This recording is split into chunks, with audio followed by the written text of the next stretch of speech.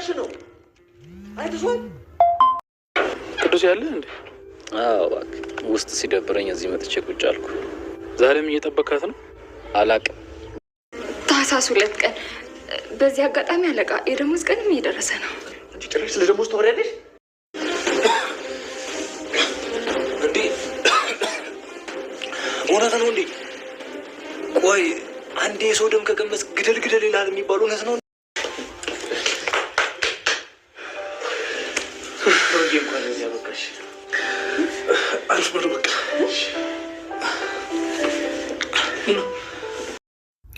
ቅዱስ ቤቱ ሲደብረኝ ውጭ ወጣው በማለት ውጭ ላይ ቁጭ ብሎ ሰላምን እየጠበቀ ነው።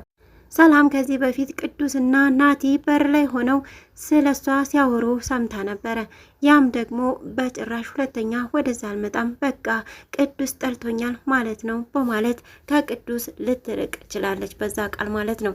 ዛሬ ላይ እንግዲህ እኔ ያስከፋኋችሁ እኔ ያለያየኋችሁ እየመሰለኝ ነው በማለት ናቲ ተናግሮ ነበረ። ቅዱስ ግን የበሰበሰ ድልድይ አንተ ስትወጣበት ቢሰበር አንተ አይደለህም ሰባሪው፣ ስለዚህ አዲስ መስራት እንጂ። ሀዊ ብዙ ነገርን አስባ ወደ ናሆም ቤት ብመጣ ግን እቅዷ አልተሳካላትም። ምሩ ያመነችው አምላኳ ዛሬ ላይ በሰላም እንድትቆም አድርጓታል። ይህንም ደግሞ እነ ኪራም እነ ጽናትም እንዲሁም ደግሞ ባለቤቷ ናሆም እጅግ በጣም ደስ ብሏቸዋል። እኛም ተደስተናል። ምሩ አሁንም ቀስ በቀስ መናገር እንደምትችል ተስፋ እናደርጋለን።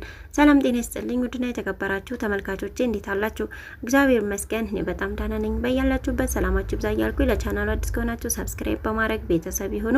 እንዲሁም ነባር ቤተሰቦቼ ላይክ፣ ሼር በማድረግ አብሮነታችሁ ዛሬ ማይለኝ። ዛሬ ደግሞ ጽናት ድራማ 201ን ይዤላችሁ መጥቻለሁ። እስከ ቪዲዮ ፍጻሜ ድረስ ከኔ ጋር ቆዩ። ቅዱሴም ከህመሙ እስካሁን እንዳላገገመ ሁላችንም የምናውቀው ነገር ነው። ነገር ግን በቁስሉ ላይ ሌላ ነገር እየተጨመረበት ጭራሽ ቁስሉ እየባሰበት እየሄደ ነው። አሁን ላይ ወደ ኩሽና በመሄድ እንግዲህ ውሃ ጠጣ። ከጠጣም በኋላ ስልኩን አውጥቶ የሆነ ሰው ጋር እየሞከረ ነበረ። ምናልባትም ግን ሰላም ጋር ይመስለኛል የሞከረው። ስልኩ አልሰራ ሲለው ስልኩን በማስቀመጥ እንግዲህ ብርጭቆን መሬት ላይ ይወረውረዋል።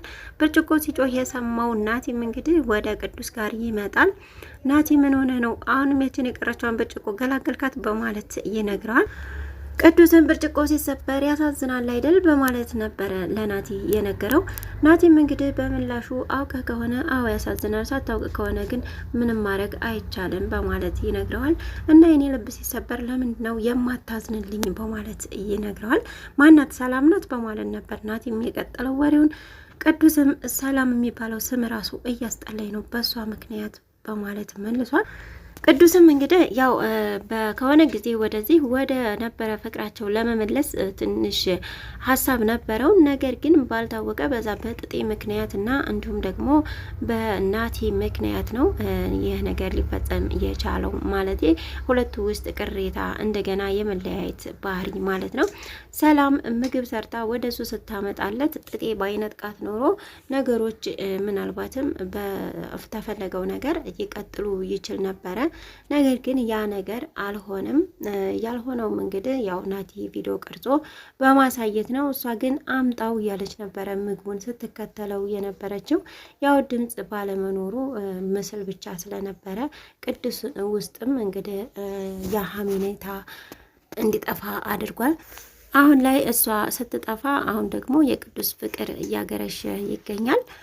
በስተመጨረሻ ግን አብረው እንደሚሆኑ ተስፋ እናደርጋለን። ቲናም ከነ ቅዱስ ቤት ወደ እነ ጽናት ጋር ትሄዳለች። ጽናትን ግን እንደጠበቀቻት አላገኘቻትም። ፊቷ ሁሉ ተቀይሮ ነበር እየጠበቀቻት። እነ ናቲስ እንዴት ሆኑ ብትላት አይ ቅዱስ ተናዶ ትንሽ ስለተናገረው ነው እንጂ ያን ያክል የሚካበድ አይደለም፣ አሁን አብረው ናቸው በማለት ትነግራታለች። ቲና አንቺ ግን ምን ሆነሽ ነው በማለት ትነግራታለች። አንዳንድ ሰው ሲረግጥሽ ይኖርና በኋላ ደግሞ ለማንሳት ይሯሯጣል በማለት ትነግራታለች ጽናት። ያው ሶሲ ስላናደደቻት ነበረ ፊቷም የተቀያየረው። ቲናም እንግዲህ ለወሬ የቋመጠች ናትና ማን ነው ግን እንደዚህ ሊያናድድሽና ሊያበሳጭሽ የቻለው? ያ ሰው ግን ከእኔ ጠላት ውስጥ አንዱ ነው ማለት ነው፣ ንገሪ ማን ነው በማለት ትጠይቃታለች። ጽናትም እንግዲህ ሶሲ ናት በማለት ትነግራታለች። ወይ እሷ ደግሞ በቃ ተስፋ ቆርጥም እንዴ በማለት ነበረ ቲና የመለሰችው። ጽናት ግን አይ ያው በዛን ጊዜ ብዙ ሰው ይከባት ነበረ፣ አሁን ግን ብቻዋን ቀርታለች። ያ ነገር ደግሞ እጅግ አሳስቧታል በአሁን ላይ። ቲናም እንግዲህ እኔ ምልሽ ልጅ አላት የተባለው እውነት ነው እንዴ በማለት ወሬ እያዳመጠች ነበረ። አዎ ልጅ ነበራት፣ ነገር ግን እንዳላት ራሱ ልጇ አያውቅም እና ለእናቷ ጥላ ነው የመጣችው። እናቷ ናት የምታሳድገው፣ ወላጁም እናቷ እንደሆነች ነው የሚያውቀው እንጂ እናቱ ታልነገረችው እሷማ መቼም ልጄ የምትለው አይመስለኝም በማለት ትነግራታለች። ትንሿ ቁልፍ አልያዘችም እና ስመጣ በር ክፈችላት በማለት እኔ ቢሮ ሊሄድ ነው በማለት ወደ ቢሮ ትሄዳለች። እንግዲህ ቢሮም ስትሄድ ያልጠበቀችው ነገር ነበረ የጠበቃት። እዛ እንደሄደች እንግዲህ እመቴ ወይዘሮ ሀና ማለትም አዲሷ ጸሐፊ የገባችው ማለት ነው ብርጭቆ ቦርሳዋ ይዛ በመሄድ ነበረ። የጠጣችበትንም ያን ብርጭቆ ከኪራ ክፍል ነበር ቢሮ ማለት ነው ጥላው የወጣችው። እሱም እና ሀናን በመጥራት ምንድነው ይሄ ብርጭቆ እዚህ ምን ያደርጋል በማለት ይነግራታል። ውሃ እየጠጣው ነበር፣ ሃይላንዱ ትንሽ ተላልተመቼ ነው በማለት ደግሞ ብርጭቆን ከየት አመጣሽው ሲላት ከቤት ይዤ መጥቼ ነው ትለዋለች። ይሄ ቦርሳሽ እኮ የማይችለው ነገር የለም አሁን አንሹሺ በማለት ልታነሳ ስትል እንግዲህ ትደፋበታለች እላው ላይ። ኪራ እጅግ በጣም ነበረ እየተናደደው። በቃ አንተ አሁኑኑ በ10 ደቂቃ ውስጥ ብቻ አደርቅልሃለሁ በማለት ልክ አውልቆ ሲሰጣት ጽናት ትመጣለች። መጣሽ እንዴኔ መቤት ቢላትም ባልመጣ ይሻለኝ ነበር በማለት ነው የመለሰችለት።